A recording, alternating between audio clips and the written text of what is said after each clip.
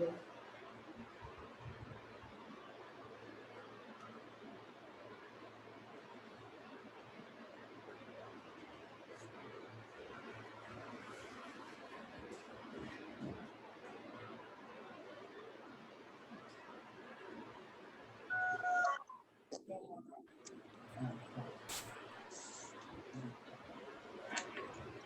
afternoon, sir.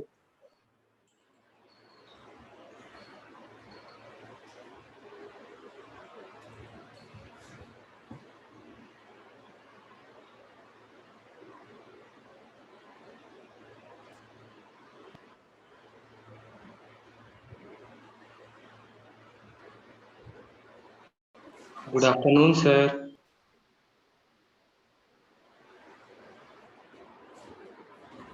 Good afternoon, sir.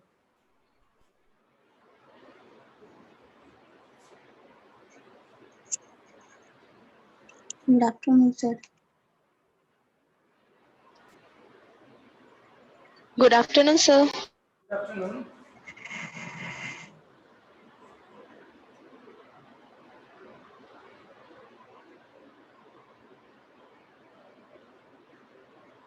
Good afternoon, sir. Good afternoon. Good afternoon, sir. Good afternoon.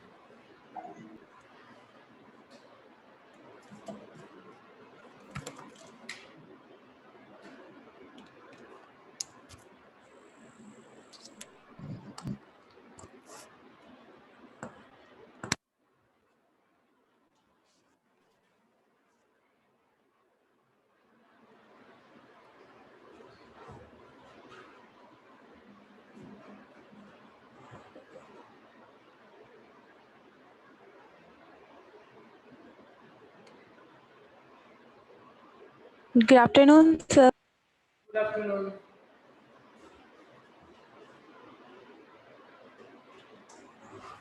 चलो continue करते हैं हमारा chapter. आज हम पढ़ने वाले हैं नाइट्रोजन मेटाबॉलिज्म। नाइट्रोजन साइकिल क्या होती है, रूट नोड्यूल फॉर्मेशन क्या होता है, वो सारे।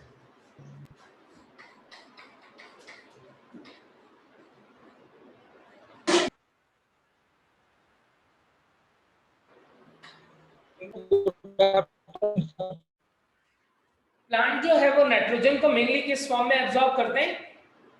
नाइट्रेट। नाइट्रेट की फॉर्म में।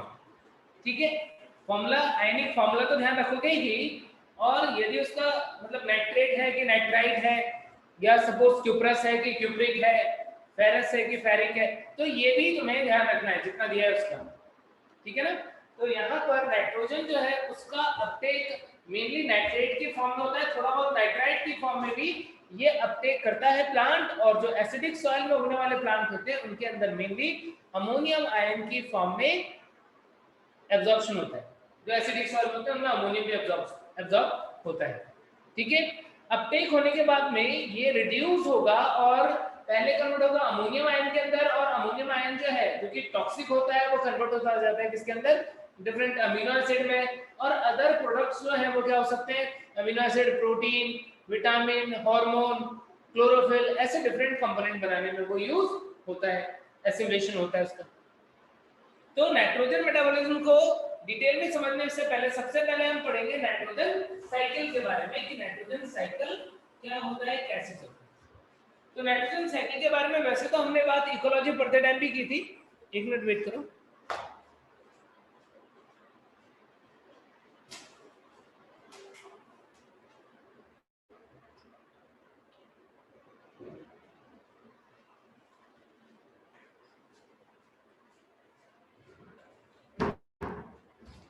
तो नाइट्रोजन साइकिल जो है उसके बारे में हम बात करते हैं। देखो, कोई भी साइकिल पढ़ने का तरीका बता दो। सबसे पहले क्या करोगे? सबसे पहले रिजर्वायर को ढूंढोगे। कौन है नाइट्रोजन का रिजर्वायर? एटमॉस्फेयर है क्या? एटमॉस्फेयर में 78% अराउंड नाइट्रोजन जो है वो N2 फॉर्म में प्रेजेंट होता है।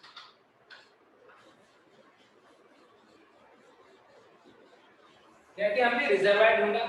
अब इसके बाद में क्या होता है? इसके बाद में होता है इनपुट। इनपुट कौन कौन से तरीके से हो सकता है?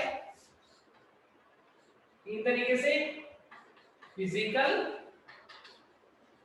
Chemical and electrical, biological nitrogen fixation जो है उसे हम एक और भी नाम से जानते हैं, क्या?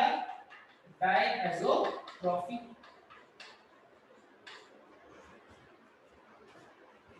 फिजिकल नाइट्रोजन फिक्सेशन में नाइट्रोजन क्या हुआ, जो लाइटनिंग है, थंडर लाइटनिंग वगैरह होती है, उसमें ऑक्सीडाइज हो जाता है और क्या बना देता है, बहुत सारा नाइट्रोजन के ऑक्साइड्स बन जाएंगे। यदि हम केमिकल की बात करें तो इंडस्ट्री से नाइट्रोजन से अमोनिया बनना हुआ, या फिर नाइट्रोजन ऑक्साइड्स बनने हुए। तो ऐसे डिफरेंट केमिकल्स जो है वो बनते हैं। यदि हम बात करें बायोलॉजिकल नाइट्रोजन फिक्सेशन तो फिर फिक्स है, क्या? नाइट्रोजनेज की प्रेजेंस में नाइट्रोजन से अमोनिया का बनना, ये होता है बायोलॉजिकल नाइट्रोजन फिक्सेशन। कौन से ऑर्गेनिज्म होते हैं जिनके पास नाइट्रोजनेज एंजाइम होता है? प्रोकैरियोटिक की यूकैरियोटिक? Prokaryotics, prokaryotic. अब प्लांट जो है, इनपुट हम करवा रहे हैं तो सॉइल के अंदर आ रहा है, लेकिन प्लांट तो अपटेक कर सकता है किसको? नाइट्रेट को कन्वर्ट करना पड़ेगा किसमें? नाइट्रेट में। यानी अमोनियम जो है, या अमोनिया जो है वो कन्वर्ट होगा नाइट्राइट और फिर नाइट्रेट के अंदर ऐसे और भी ऑक्साइड्स वगैरह जो थे वो नाइट्रेट में कन्वर्ट हो गए। अल्टीमेटली क्या हुआ, बहुत सारा नाइट्रेट जो है वो सॉइल में आया। अब यहां से किसके पास जाएगा? इसे अपटेक कर सकता है प्लांट, और प्लांट के अंदर अपटेक करने के साथ साथ क्या होगा, एसिमिलेशन इससे बन जाएगा। अमीनो एसिड, प्रोटीन, ये सब बन जाएंगे। जब हम प्लांट्स को खाते हैं तो यही नाइट्रोजन किस में चला जाता है? एनिमल्स के अंदर चला जाता है। जब प्लांट और एनिमल डेड होते हैं तो क्या होगा, इनका डिकम्पोजिशन होगा। डेड प्लांट्स एंड एनिमल्स, इनका डिकम्पोजिशन होगा और वापस से क्या बनेगी? अमोनिया बनेगी।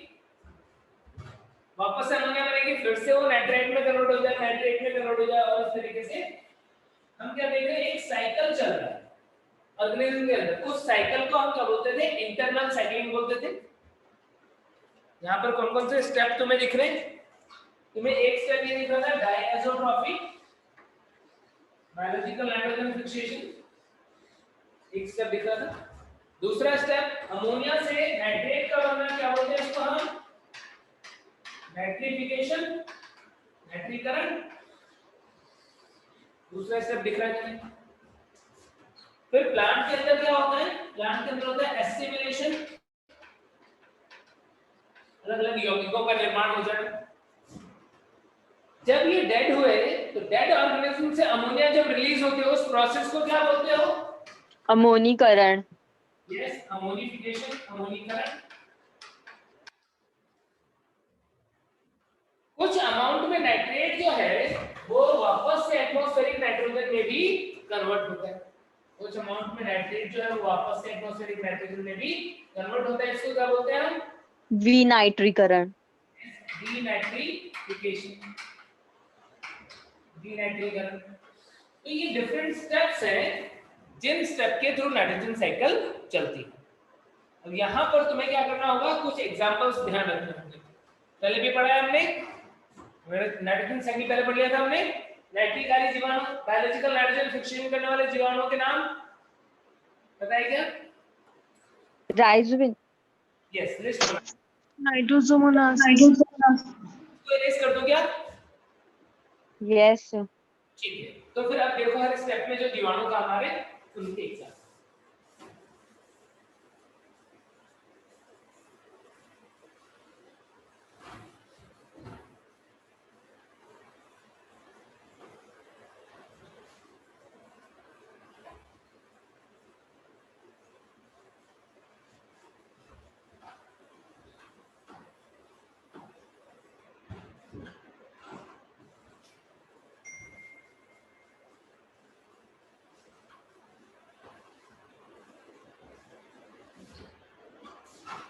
देखो, सबसे पहले डायएज़ोट्रॉफ्स,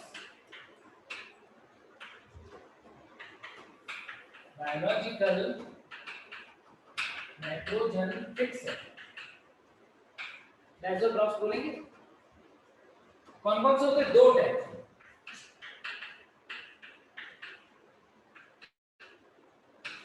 क्या हो सकते हैं? या तो हो सकते हैं बैक्टीरिया या फिर हो सकते हैं साइनोबैक्टीरिया। बैक्टीरिया हो सकते हैं या फिर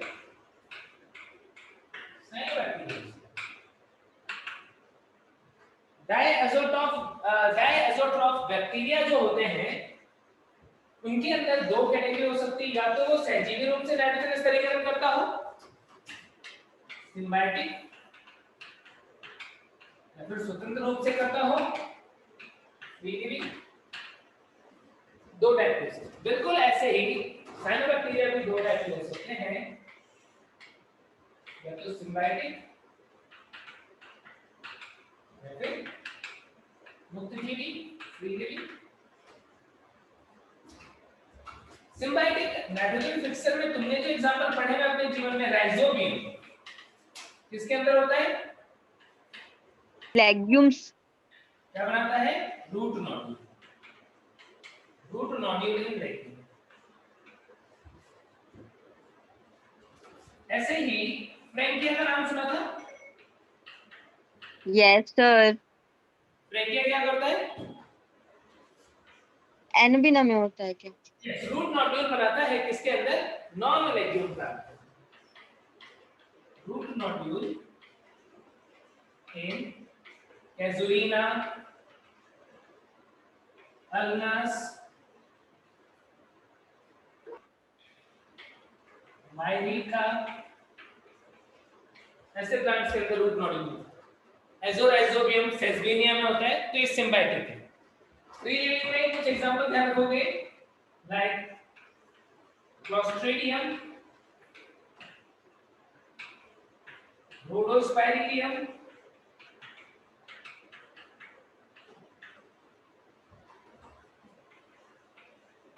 बेसियरनिकिया,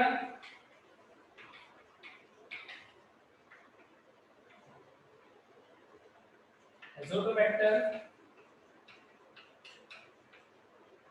बेसिलस। ये कुछ फ्री लिविंग बैक्टीरिया है। क्लोस्ट्रिडियम, रोडोस्पाइरिडियम ये दोनों एनारोबिक है, बाकी एरोबिक है। Bacillus facultative aerobic. Then symbiotic nitrogen fixer cyanobacteria में एनामीना, इसके अंदर होता है एनामीना, पढ़ा है कभी?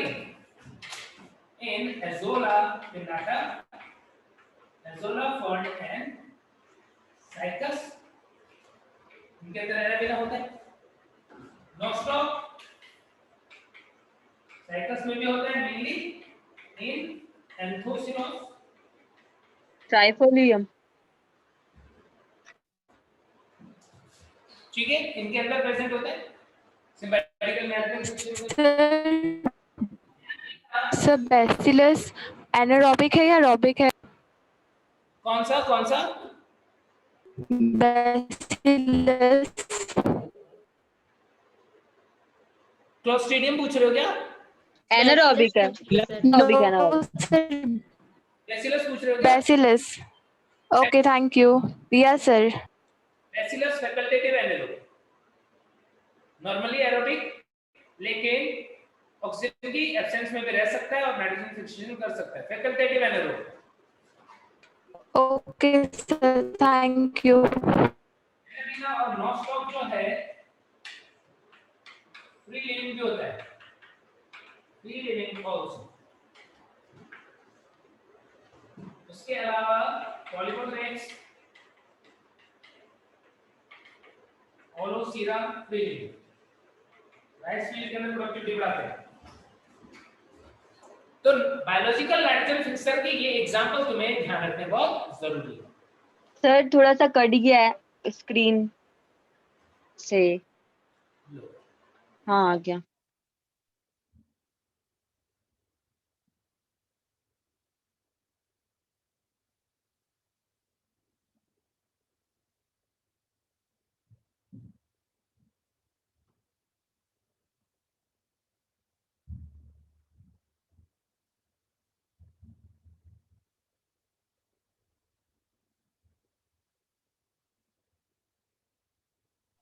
सर एनाबिन और नॉन स्टॉक किसमें फ्री लिविंग टाइप के रहेंगे? क्या बोलो बच्चे?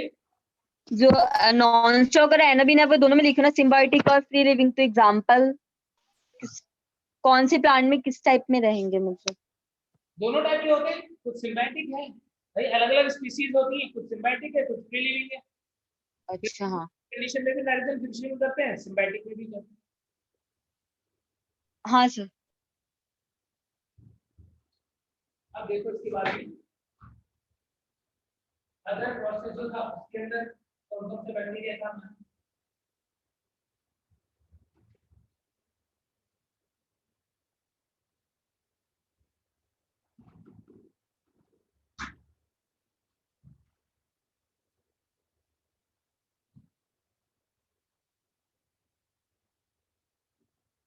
बायोलॉजिकल नाइट्रोजन फिक्सेशन की जो प्रोसेस है उस प्रोसेस के अंदर होता क्या है, उसके अंदर N2 एक प्रोटॉन एक इलेक्ट्रॉन 16 ATP रिएक्ट करते हैं। कौन सा एंजाइम हेल्प करता है?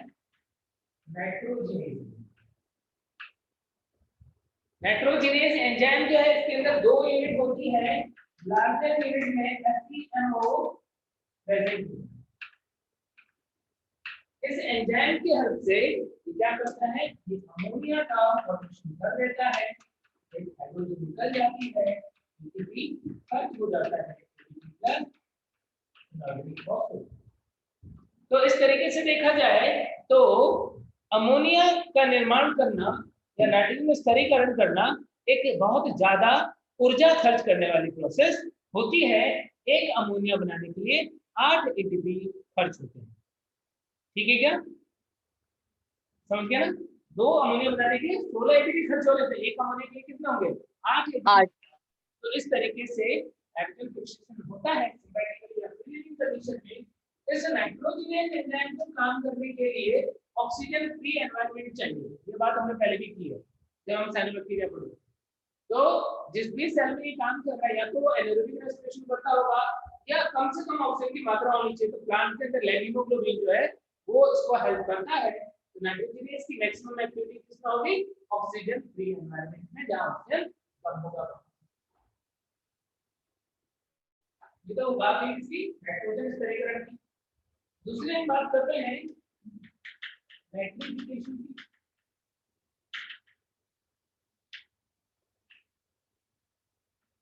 क्या होता है नाइट्रिफिकेशन? नाइट्रोजन से नाइट्रेट का बनना, नाइट्रिफिकेशन होगा कि नहीं? होगा। Yes sir. बिल्कुल नहीं होगा। नाइट्रिफिकेशन होगा सिर्फ और सिर्फ अमोनिया से नाइट्रेट का बनना, नाइट्रोजन से नहीं, अमोनिया से। दो स्टेप में हो रहा है। यहाँ पर अमोनिया से नाइट्रेट बनाने वाले जीवाणु जो है वो होता है नाइट्रोमोनास, ये होता है नाइट्रोबैक्टर। और एक एग्जांपल यहाँ दिया है नाइट्रोकोकस, यहाँ पर काम आता है नाइट्रो। ये चार बैक्टीरिया के नाम ध्यान रखना। नाइट्रिफिकेशन में और होता क्या है, अमोनिया से नाइट्रेट का निर्माण होता है। प्लांट के अंदर इसका एसिमिलेशन होगा, डिफरेंट कंपाउंड बनेंगे और इनमें कुछ अमोनिफिकेशन का, अमोनीकरण का,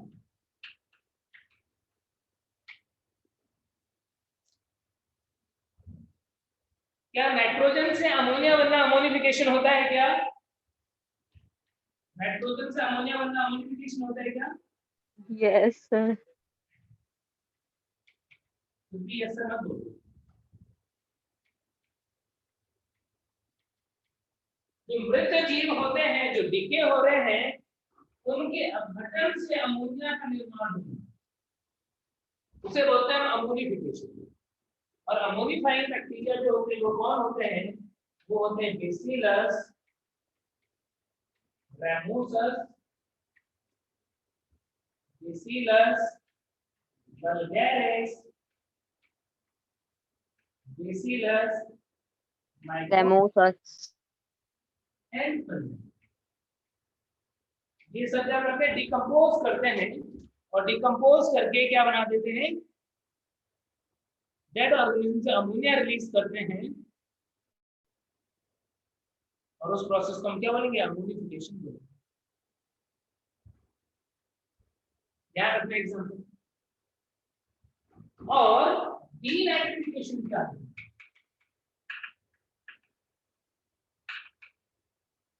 डीनाइट्रीकरण क्या होता है, डीनाइट्रीकरण होता है नाइट्रेट से नाइट्रोजन का बनना। कौन सा बैक्टीरिया काम करता है, थायोबैसिलस डीनाइट्रिफिकेंस स्यूडोमोनास डीनाइट्रिफिकेंस।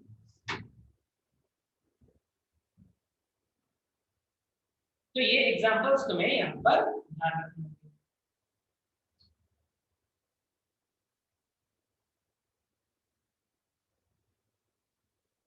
ठीक है, किससे क्या बनता है, इंपॉर्टेंट है। डीनाइट्रिफिकेशन का मतलब कोई बोले कि क्या नाइट्रेट से अमोनिया का बनना डीनाइट्रिफिकेशन होगा क्या, बिल्कुल नहीं। डीनाइट्रिफिकेशन मतलब नाइट्रेट से नाइट्रोजन, बहुत सारे स्टेप्स में होता है। अमोनिफिकेशन डेड ऑर्गेनिज्म से अमोनिया, यानी डेड ऑर्गेनिज्म में जो प्रोटीन वगैरह है या और कोई नाइट्रोजनस कंपाउंड है उससे अमोनिया बनना अमोनिफिकेशन। तो ऐसे एग्जांपल्स भी हैं।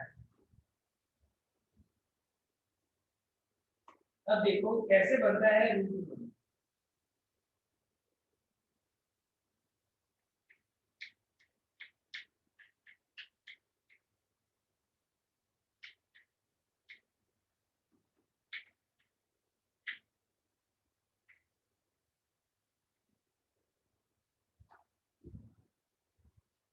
रूट नोड्यूल का फॉर्मेशन कैसे होता है उस प्रोसेस को हम देखेंगे।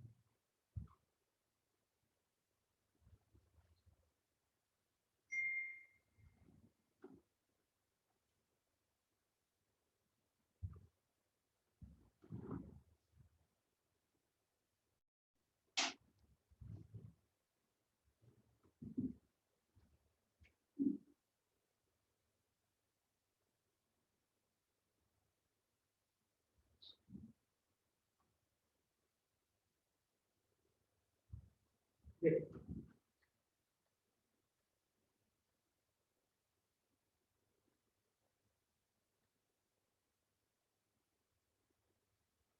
रूट है एपिडर्मिस के अंदर,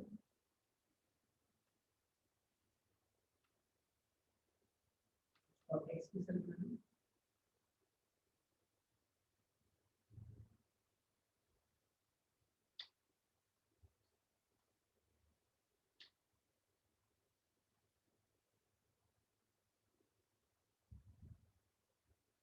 अब क्या होता है, देखो ये जो रूट है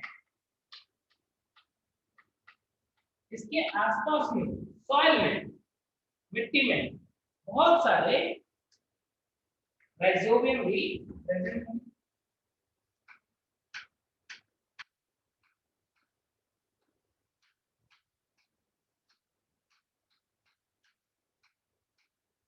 खंड है और उसके अंदर मान लो बहुत सारे क्या है, rhizobium.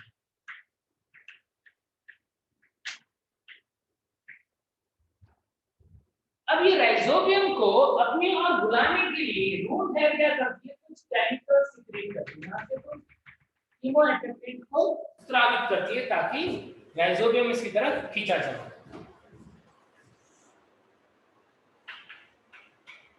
Root hair secretes chemoattractant like कौन से chemoattractant, like कुछ शुगर हुए, अमीनो एसिड, फ्लेवोनॉइड,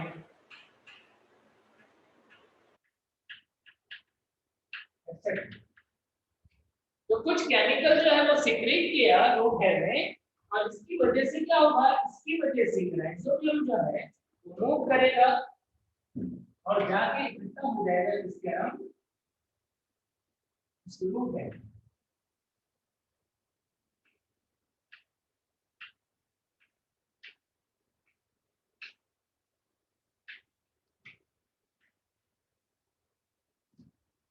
देखा हमने देखा कि राइजोबियम बहुत सारा राइजोबियम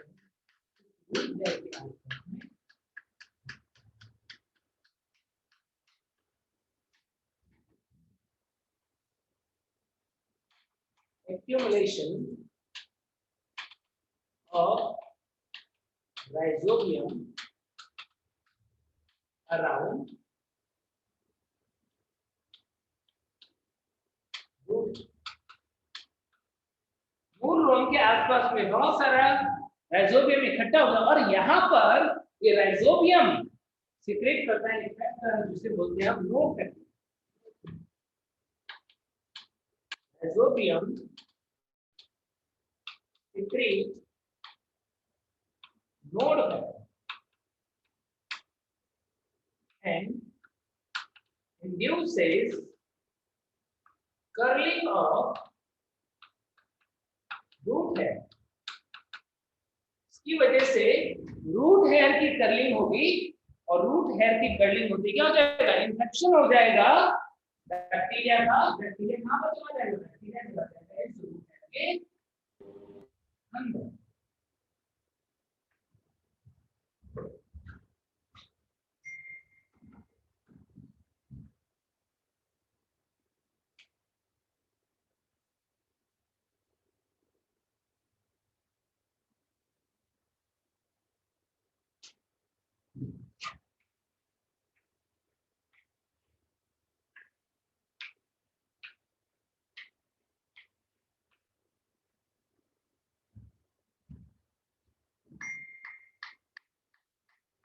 बहुत सारे राइजोबियम इसके अंदर आ गए हैं यहाँ पर। और यहाँ पर क्या होगा? यहाँ पर गोल्जी बॉडी की हेल्प से एक ट्यूब जैसा बन गई और इस ट्यूब के अंदर कौन आ गए? राइजोबियम। एक के पीछे एक चेन बना। तो इस तरीके से देख रहे हो राइजोबियम जो है उसका इन्फेक्शन हो गया, एंट्री हो गई इसके अंदर रूट हेयर के अंदर। अब क्या लिख रहे हैं हम? इन्फेक्शन राइजोबियम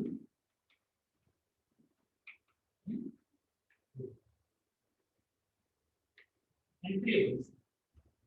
अब एंट्री होने के बाद में ये गोल्जी बॉडी ने क्या किया हुआ है? ट्यूब लाइक स्ट्रक्चर बनाया है। इस ट्यूब के अंदर एक के पीछे एक चेन बना करके राइजोबियम जो है वो चला जाता है कहां पर? यहाँ पर इसे मल्टीप्लाई करना।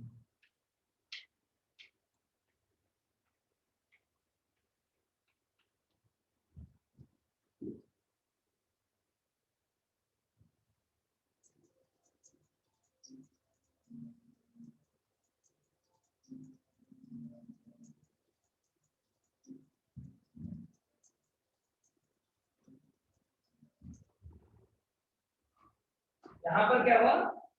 यहाँ से राइजोबियम जो है उसकी चेन जो है वो बन गई और वो कहाँ पहुंच गया?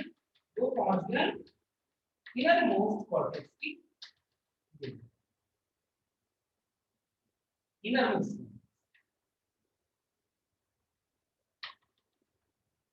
तो ये जो राइजोबियम की चेन है उस चेन को हम क्या बोलते हैं? बोलते हैं इन्फेक्शन थ्रेड को बनाने में किसने हेल्प किया है?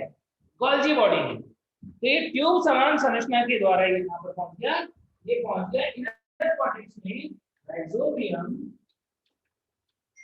reaches to inner cortex और पेरिसाइकिल। तो इनर कॉर्टेक्स में पहुंच जाता है या पेरिसाइकिल में पहुंच जाता है? फ्लोएम के पास में होना चाहिए ताकि सॉरी जाइलम या वास्कुलर बंडल के पास में होना चाहिए ताकि इजीली ये जो नाइट्रोजन फिक्स हो रहा है उसको ट्रांसपोर्ट करता है। यहाँ पर इसने क्या बना रखा है? यहाँ पर इसने बना रखा है वेसिकल। उस वेसिकल्स के अंदर क्या है? बहुत सारे राइजोबियम।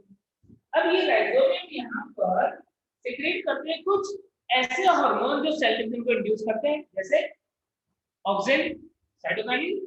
यहाँ पर राइजोबियम क्या बनाता है? Rhizobium secretes cytokinin and plant secretes oxygen.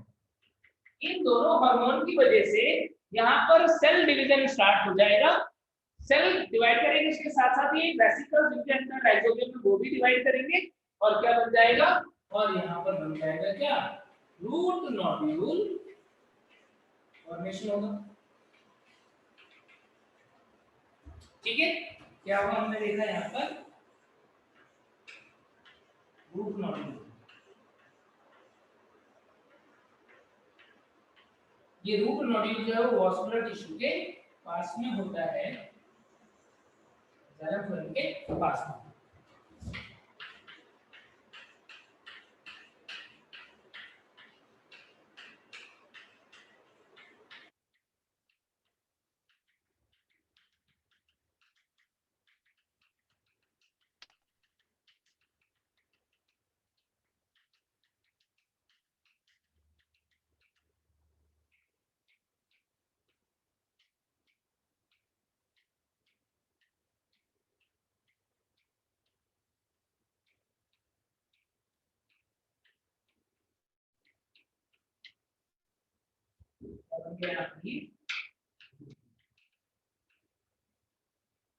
तो इस तरीके से रूट नोड्यूल का फॉर्मेशन होता है। वापस से एक बार रिपीट कर रहा हूं, ध्यान से सुनना सब बच्चे।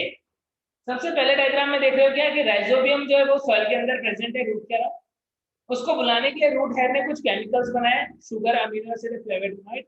ये राइजोबियम जो है वो रूट हेयर के पास जाके इकट्ठा हो गया और उसने कुछ केमिकल बनाए जिसकी वजह से रूट हेयर की कर्लिंग हुई और राइजोबियम की एंट्री हो गई सेल के अंदर। गोल्जी बॉडी ने इसे ट्यूब बना करके हेल्प किया, उस ट्यूब की हेल्प से ये पहुंच गया इनरमोस्ट कॉर्टेक्स या पेरिसाइकल में, और वहां पे वेसिकल्स के अंदर बहुत सारे राइजोबियम इकट्ठे होते जा रहे हैं। अब यहाँ पर सेल डिवीजन का टाइम आएगा तो उसको कौन हेल्प कर रहा है, उसको राइजोबियम साइटोकाइनिन बना के और प्लांट ऑक्सीजन बना करके हेल्प कर रहा है। और जब सेल डिवाइड करेगी तो ऑटोमेटिकली क्या होगा, रूट नोड्यूल बन जाएगा और सेल के अंदर बहुत सारे वेसिकल्स बन जाएंगे, जिन वेसिकल्स के अंदर क्या प्रेजेंट है, राइजोबियम या बैक्टीरियोइड्स प्रेजेंट है। क्लियर हो गई इतनी बात? क्लियर है क्या, बोलो? Yes sir. ट्रेस कर दूं? Yes sir. तो यहाँ पर ये वाला डायग्राम भी ट्रेस कर रहा हूं, और यहाँ पर अंदर जो बहुत सारी सेल है, इसमें एक सेल को देखिए कैसा दिख रहा है एक सेल। तो एक सेल जो है इसमें ये क्या रखेगा, जिस तरीके से देखिएगा,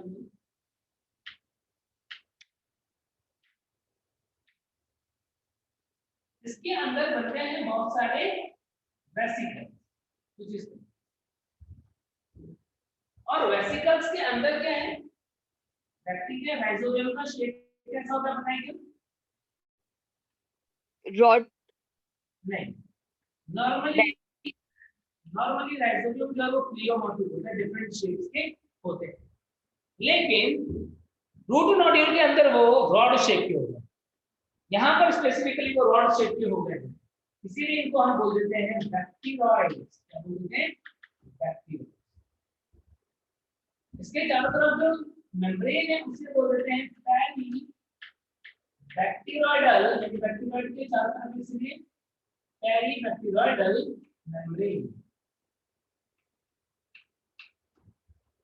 और पैरी बैक्टीरियोइडल मेम्ब्रेन के अराउंड बहुत सारा पिंक कलर का एक पिगमेंट इकट्ठा हो जाता है, जो कि प्लांट और राइजोबियम मिलकर बना रहे हैं। ये पार्ट जो है इसका वो बनाता है कौन? राइजोबियम। रूबिन पार्ट बनाता है प्लांट। ये पिगमेंट ऐसे करता है। कौन सा पिगमेंट है बताओ, कौन सा पिगमेंट है, बोलो ना।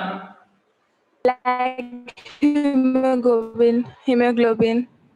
यस, लेड हीमोग्लोबिन पिगमेंट है जो ऑक्सीजन स्कैवेंजर का काम कर रहा है, ऑक्सीजन की मात्रा को घटा के रखेगा ताकि नाइट्रोजनेज यहाँ पर सही से काम करता रहे। क्लियर हो गई बात?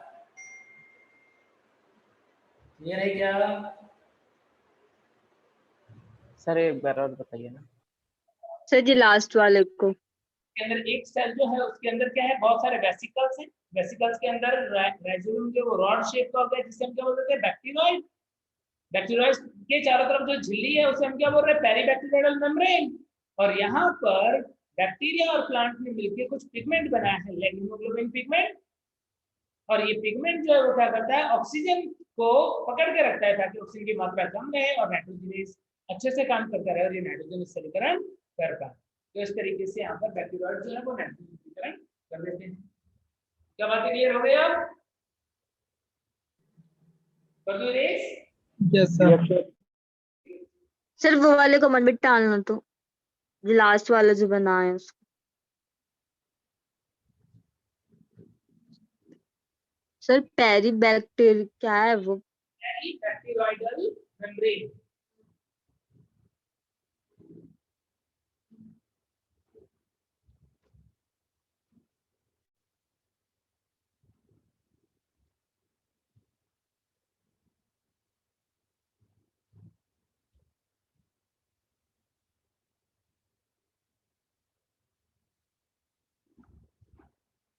हो गया ऐसे।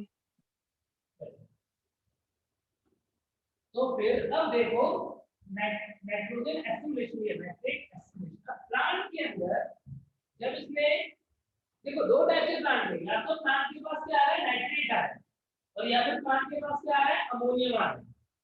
दो टाइप के प्लांट है क्या? कैसे?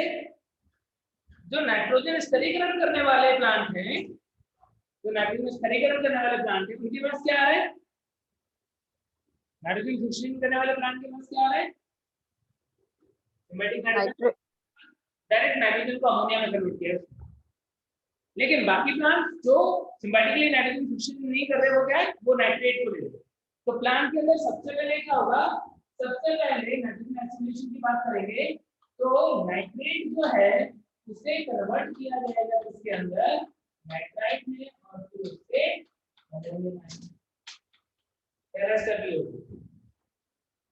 कौन सा एंजाइम काम कर रहा है, यहाँ पर एंजाइम काम कर रहा है नाइट्राइट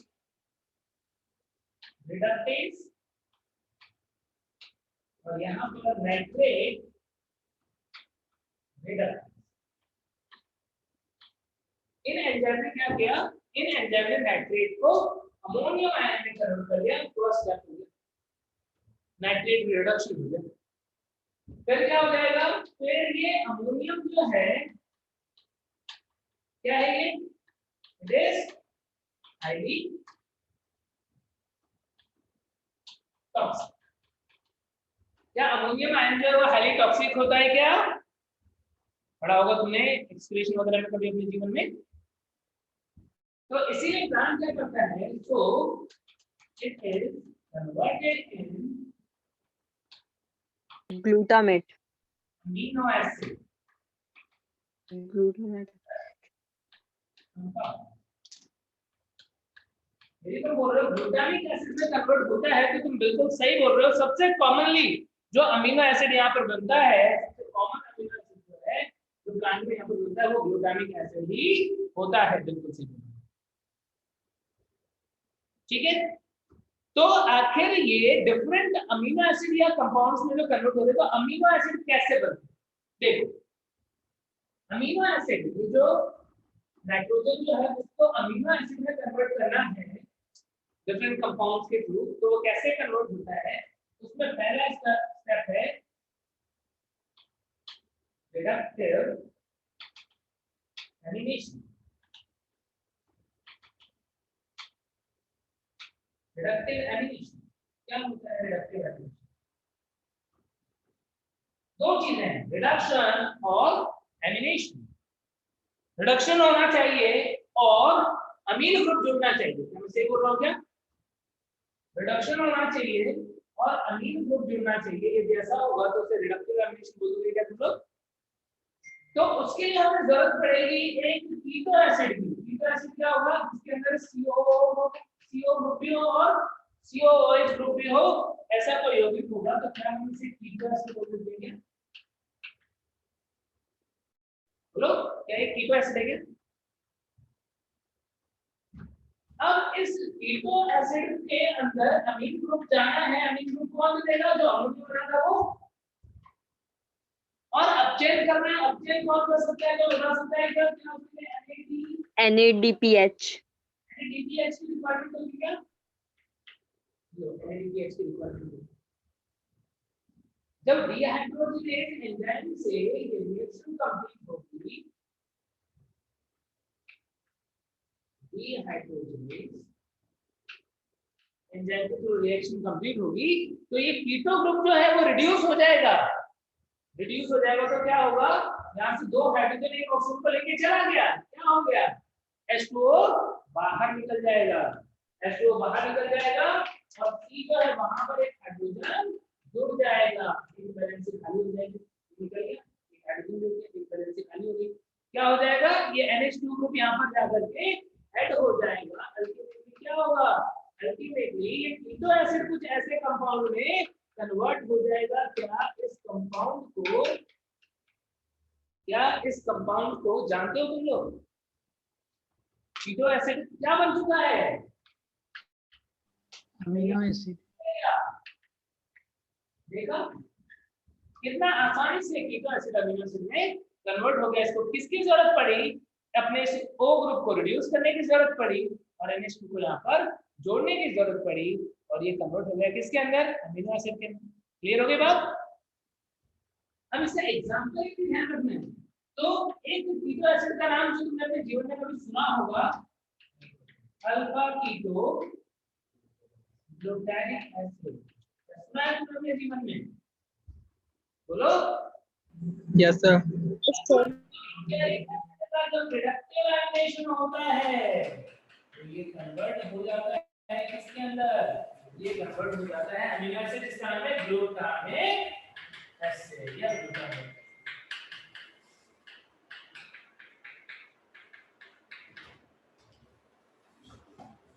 ठीक है, ऐसे ही यदि तुमने ऑक्सैलो एसिटिक एसिड का नाम सुना हो अपने जीवन में, oxaloacetic acid keto acid है ये भी, तो इसका भी रिडक्टिव एनिमेशन यदि होगा तो एक अमीनो एसिड बन जाएगा। ऑक्सैलो एसिटिक एसिड से जो अमीनो एसिड बनता है उसका नाम पता है, नहीं पता है, एस्पार्टिक। रिडक्टिव एनिमेशन वाली प्रोसेस समझ में आ गई, एग्जांपल समझ में आ गए क्या। तो फिर देखो नेक्स्ट ट्रांस एनिमेशन, इरेज कर दो क्या, नीचे वाला यस।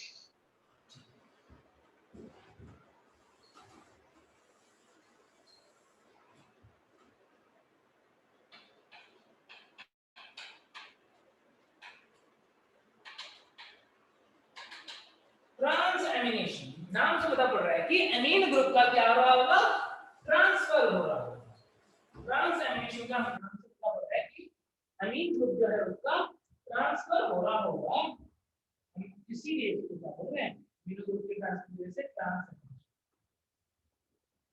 कहां से कहां ट्रांसफर हो, देखो ग्लूटामिक एसिड बन गया। अब ये ग्लूटामिक एसिड खुद क्या करेगा, बार-बार इस नाइट्रोजन को किसी और को देता रहेगा, ट्रांस एमिनेशन करता रहेगा और डिफरेंट एमिनो एसिड बनाता रहेगा। जैसे मान लो ये कीटो एसिड 1 है, ये कीटो एसिड 1 है और यहाँ पे R1 लिख दो और एक अमीनो एसिड मान लो R2C यहाँ पर लिख देता हूँ NH2 ठीक है, ये अमीनो एसिड, हम लोग ये अमीनो एसिड। अब क्या हो गया, transfer of amine group from amino acid to keto acid और बैलेंस करने के लिए ऑक्सीजन का भी ट्रांसफर हो जाएगा। तो क्या हो जाएगा, तो हम देखेंगे कि ट्रांस एमिनेज एंजाइम की हेल्प से रिएक्शन जरूरी है।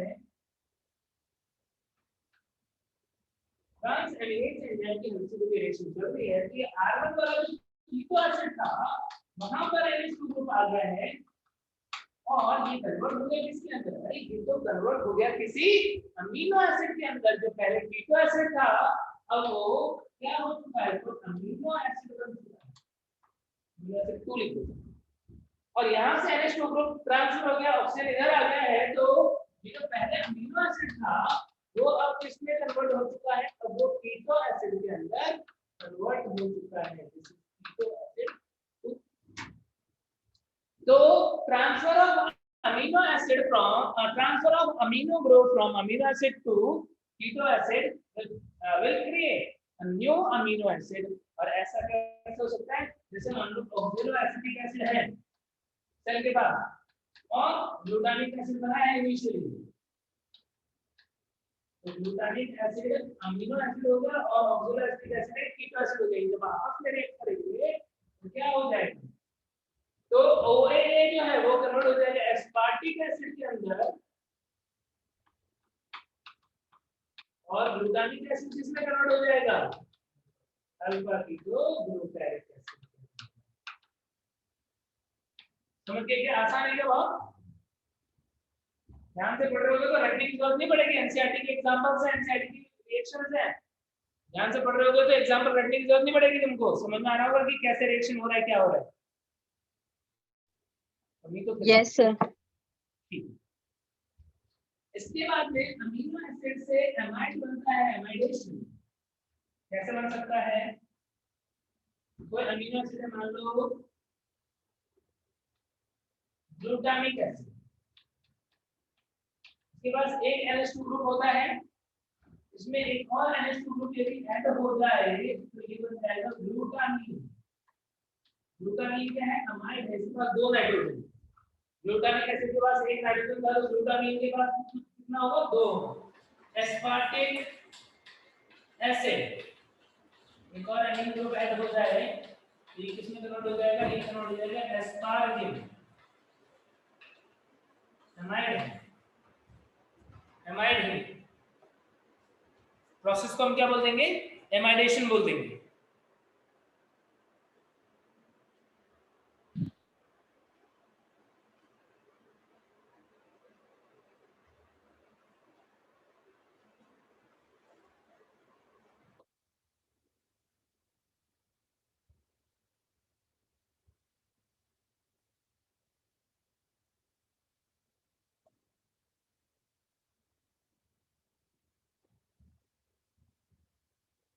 ठीक है, तो mostly transportation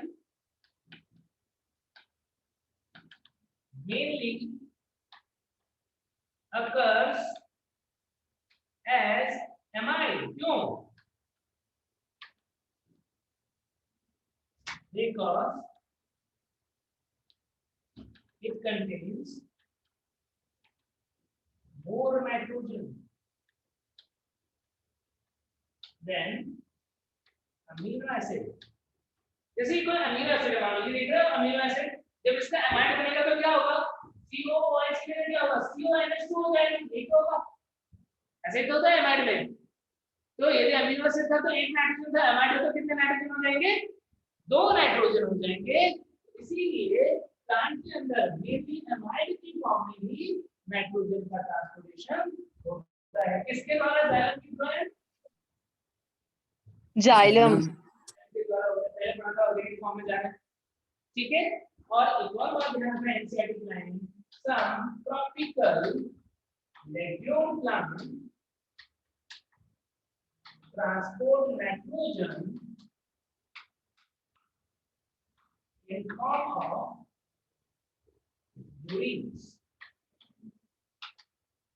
Example is soybean.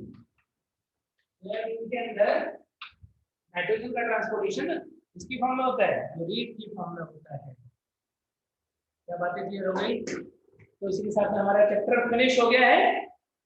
Next chapter start करेंगे, फोटोसिंथेसिस। सर मोर के बाद क्या लिखे हो, more nitrogen and amino acid है क्या, हाँ, last? Nitrogen then amino acid, more nitrogen then amino acid.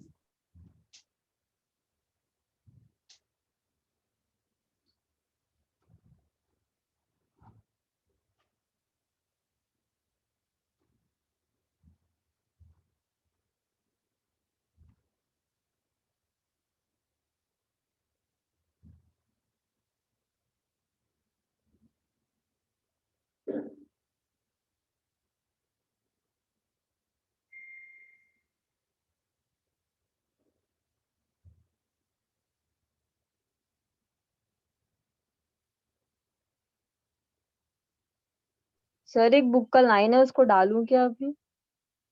क्या हुआ, बोलो। एक बुक का लाइन है, वो समझ नहीं आ रहा, मतलब कंफ्यूज कर रहा है, वो डालूं क्या? बोलो बोलो। हाँ डाल।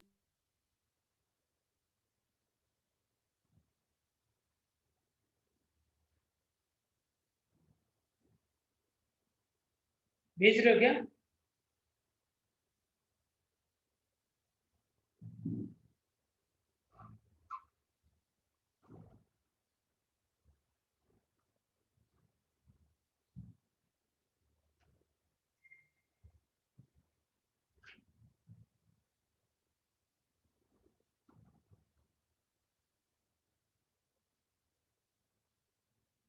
कौन सी लाइन है सबसे पहली वाली क्या? वो जो जल का लिखा है ना, जल जल उच्च सांद्रता से ऐसे लिखा है, तो वो मतलब जल की सांद्रता को बोल रहा है क्या, वो जल की मात्रा ऐसा? ये जो लिखा है ना यहाँ पे, विसरण द्वारा जल के ऊपर वाला। जो कर रहे थे बच्चे, मुझे दिख ही नहीं रहा कौन सा है। रुक रुक रुक, हाँ ये जल भी इस झिल्ली से उच्च सांद्रता से निम्न सांद्रता की ओर गति करता है, विसरण द्वारा जल के प्रवाह को पराशरण कहते लिखा है जो। तो वो जो सांद्रता से उच्च सांद्रता से निम्न सांद्रता की और गति करता है। देखो अब ये स्टेटमेंट ना गलत है, ये स्टेटमेंट बिल्कुल गलत है। यहाँ पर क्लियर करना चाहिए जल की उच्च सांद्रता से निम्न सांद्रता की ओर। हाँ सर, वो समझ नहीं आ रहा है कि वो ये बोल मतलब विलेय को बता रहा है कि वो विलायक जल को बता रहा है, ये समझ नहीं आ रहा है वहां पर। तो जल के लिए बताएगा तभी तो सही होगा, क्लियर नहीं लिखा हुआ है, लेकिन वो जल के लिए मान के पढ़ो। वैसे हमें तो क्लियर रखना होगा। मैं जब पढ़ा था उस टाइम पे मैंने तुम्हें इसलिए एकदम क्लियर बताया था कि क्या सही है क्या गलत है, हमें क्या लिखना चाहिए क्या बोलना चाहिए। हाँ सर, तभी तो यहाँ पर पूछी, मतलब कंफ्यूज हो रही थी सही है कि गलत है करके। उसका मतलब जल की सांद्रता। चलो नेक्स्ट चैप्टर स्टार्ट करते हैं हम। Photosynthesis in higher plant.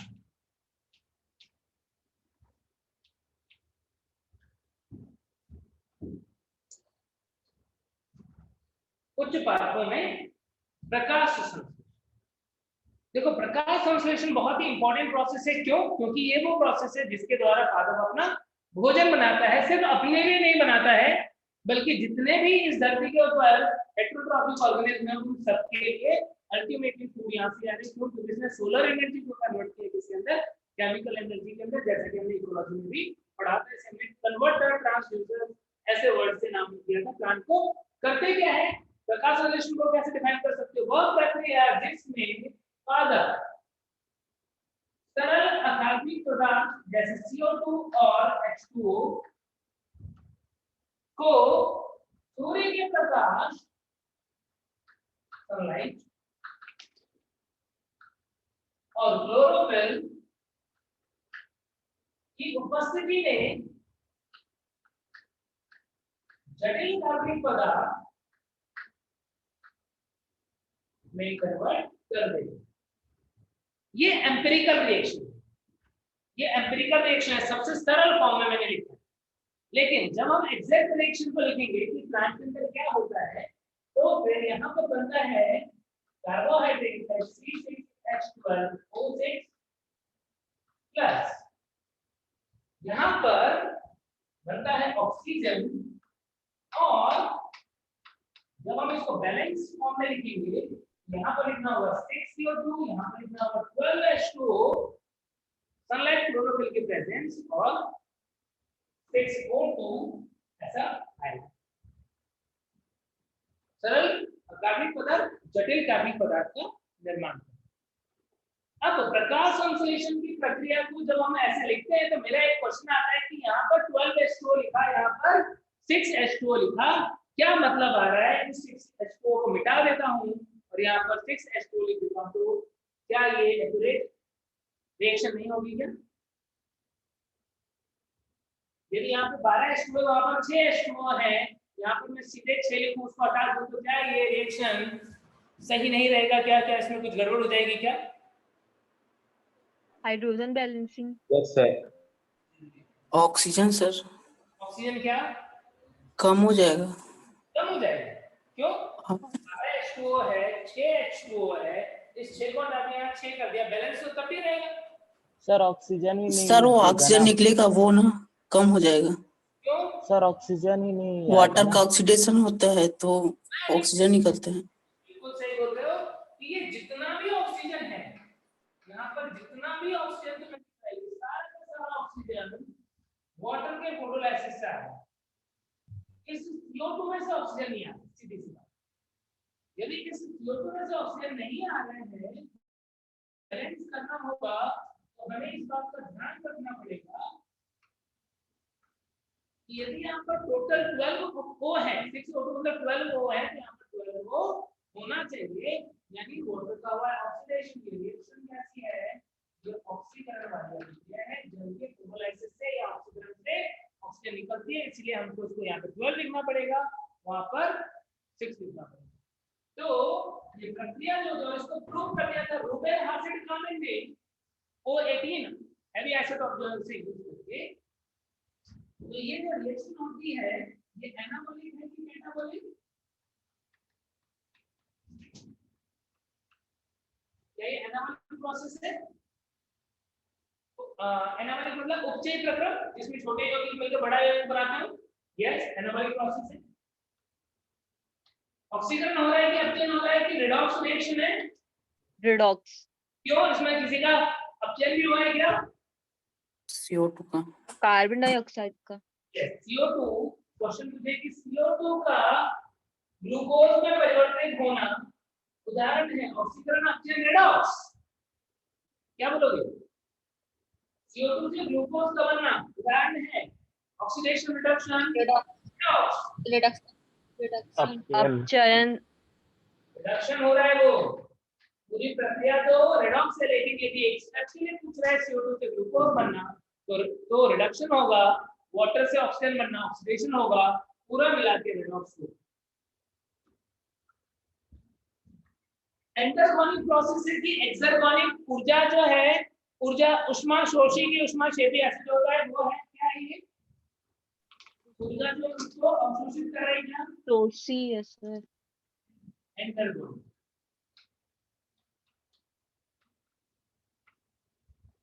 तो ये कुछ खास बात सामने आ रही है।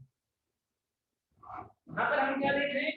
यहाँ पर देखते हैं कि ऑक्सीजन इवॉल्व comes from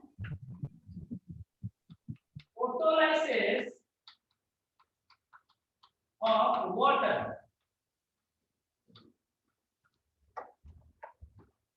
किसने प्रूव किया था? It was proved by Ruben, Hassel, and Kamen by using O18 जो होता है वो हेवी आइसोटोप।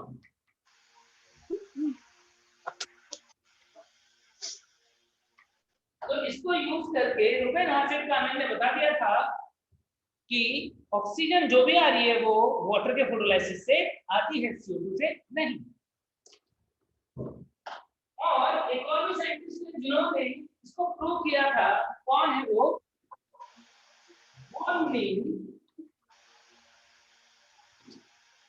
yes. CV में ये भी होते हैं। सर सिर्फ व्हाइट में लिखो ना, दिख नहीं रहा है वो दूसरे कलर लोग अच्छे से। नहीं दिख रहा है क्या? यस सर नहीं। ये जो रेड टाइप का है वो बस दिख रहा है और व्हाइट बस। तो बात मैं बोल देता हूँ, ये जो ब्लू में लिखा है वो लिखा है कि रूबेन हासिड और कामेन ने O18 यूज करके प्रूव किया कि ऑक्सीजन सिर्फ पानी से आता है। One male experimented on purple and green sulfur bacteria.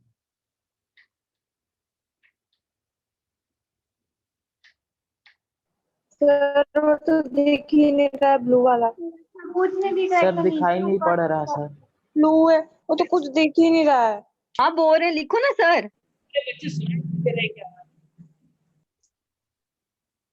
सुनाई नहीं दे रहे क्या? रूबेन हासिड ने प्रूव किया कि ऑक्सीजन पानी से आता है कैसे?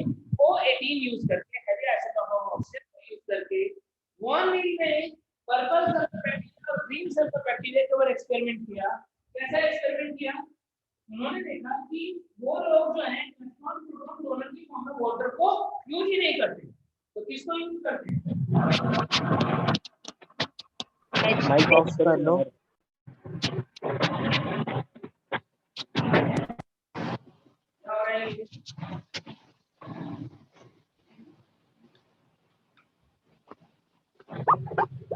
हिमांशु माइक ऑफ कर भाई।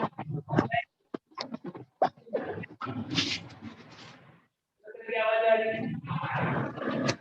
हिमांशु माइक ऑफ कर ले माइक ऑफ भाई। करना भाई।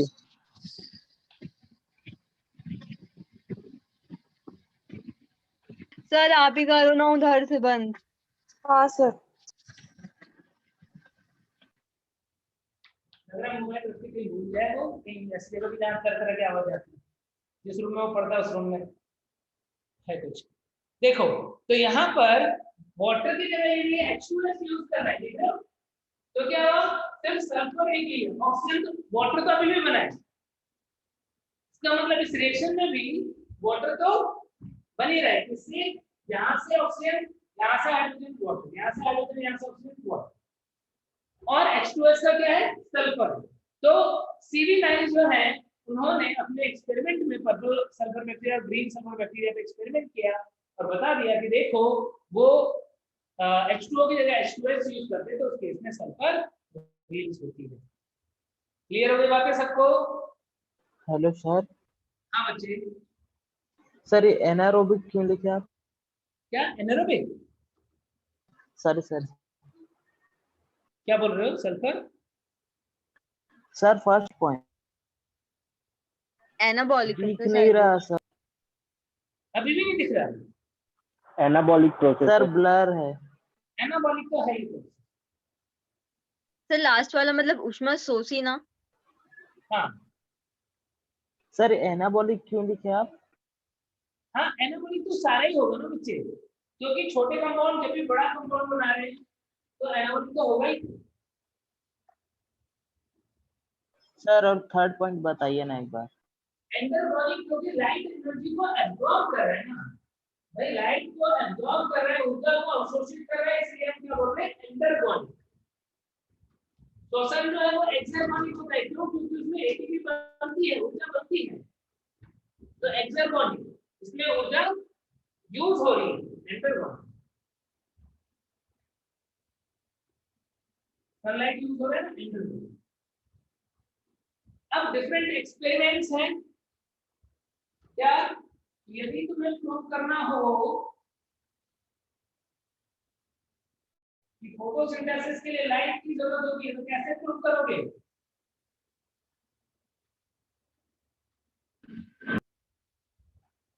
एक प्लांट है उसको धूप में रखो, एक प्लांट है उसको अंधेरे में रखो, दोनों की पत्तियों में स्टार्च के लिए टेस्ट कर लो, पता पड़ जाएगा कि नहीं फूट जाएगा?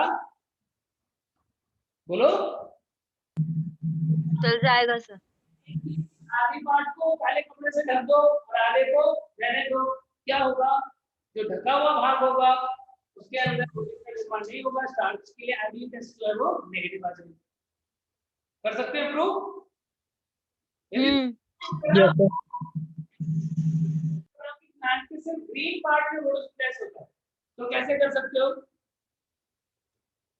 एक काम कर सकते हो कि लीफ ऐसी हो जिसके ऊपर येलो कलर के पैचेस होते हैं, कुछ ऐसी वेरीगेटेड लीफ होते हैं जिनके ऊपर येलो कलर के पैचेस धब्बे जैसे होते हैं, देखेंगे आपने जीवन में कभी? तो पत्ती जिसमें पूरा ग्रीन ही है, उसके ऊपर पीले पीले धब्बे जैसे भी बने हुए, ऐसी कोई लीफ ले लो और ऐसी लीफ लेने के बाद में प्रकाश संश्लेषण करवाओ और दोनों जो येलो पार्ट है ग्रीन पार्ट है दोनों में आईडी टेस्ट करो, पता लग जाएगा। जो येलो वाला पार्ट होगा उसके लिए आईडी टेस्ट धूप में रखा है इसको, सनलाइट में। लाइट तो दोनों को मिल रही है, लेकिन जो येलो पार्ट है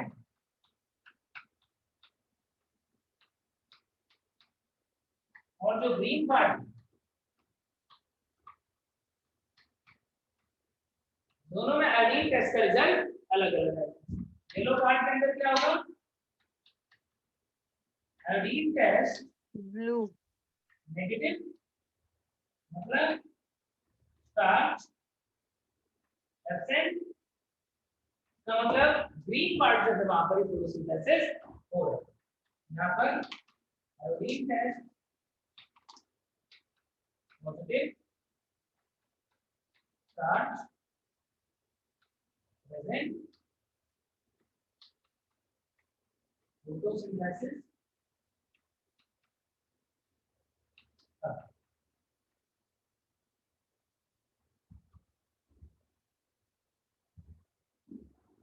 ऐसे ही मोल ने आपने भी एक्सपेरिमेंट करके बताया कि फोटोसिंथेसिस CO2 को रिकॉर्ड कैसे बताया?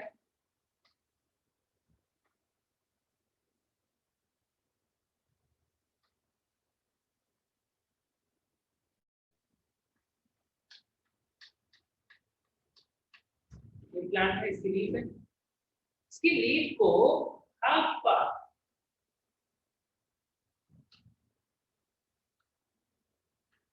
क्या किया, एक ऐसे बंद कर दिया और इस बॉटल के अंदर क्या है? इस बॉटल के अंदर एक कॉटन है जिसके जो सॉफ्ट है किससे KOH कॉटन। अब ये कॉटन जिसमें KOH से भिगा हुआ है, ये क्या करता है? CO2 को एब्जॉर्ब कर लेता है। क्या हो जाएगा? सारे का सारा CO2 खत्म, CO2 खत्म हो गया। अब हमने इसको लाइट में रख दी,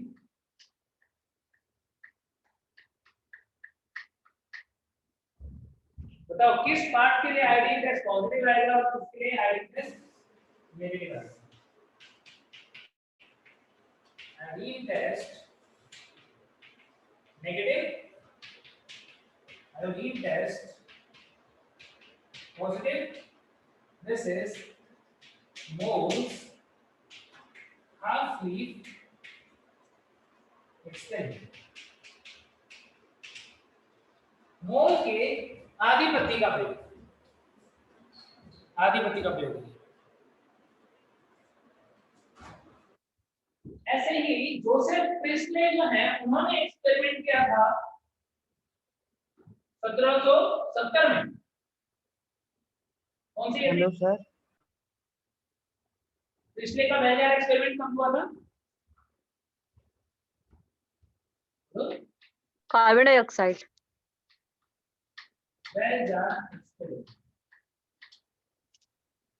1770 में हुआ था। जोसेफ प्रिस्ले, इन्होंने क्या किया? इन्होंने एक बेल जार के अंदर सेटअप बनाया और उन्होंने इस तरह का एक जलती हुई मोमबत्ती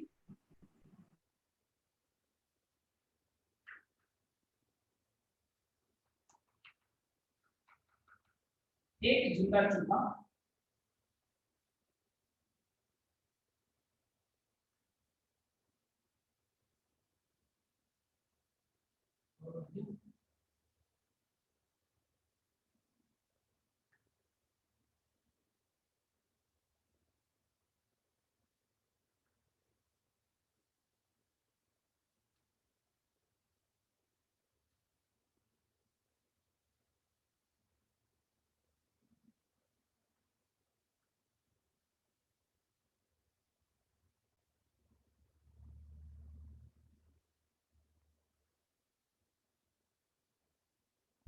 एक जिंदा चूहा और ऐसा बेल जार में सेटअप बना के उन्होंने रख दिया। थोड़ी देर के बाद में क्या हुआ? मोमबत्ती बुझ गई, चूहा मर गया। फिर उन्होंने दूसरा एक्सपेरिमेंट किया और अपनी बार उन्होंने इसके साथ में एक और भी चीज रखी, क्या? गमला जिसमें पुदीना हो।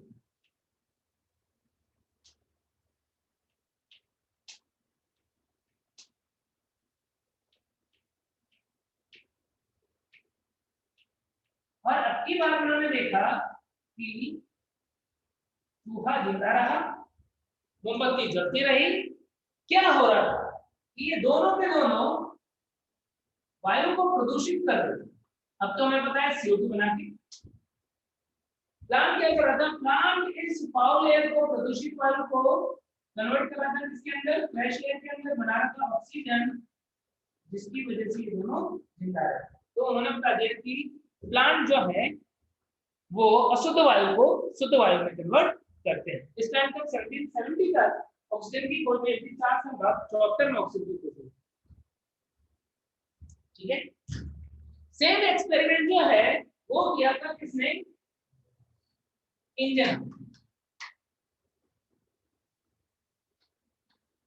इंजन हाउस ने सेम एक्सपेरिमेंट किया, लेकिन उन्होंने मोमबत्ती की जगह पे क्या यूज किया, सनलाइट यूज किया, और सेम रिजल्ट आया। उन्होंने भी बोला कि हाँ भी प्लांट जो है वो फाउल एयर को क्लीन एयर में कन्वर्ट करते हैं।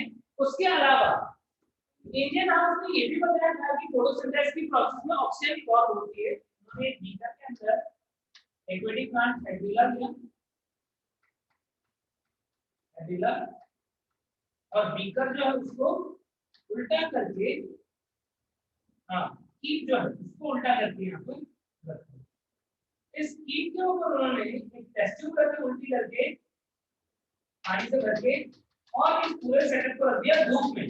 जैसे ही उन्होंने इसे धूप में रखा, उन्होंने देखा कि यहाँ पर कुछ बबल्स जो है वो बनने लग जाते हैं, कुछ बुलबुले उठने लग जाते हैं, और एक वायु जो है, एक हवा जो है वो इकट्ठी होती है।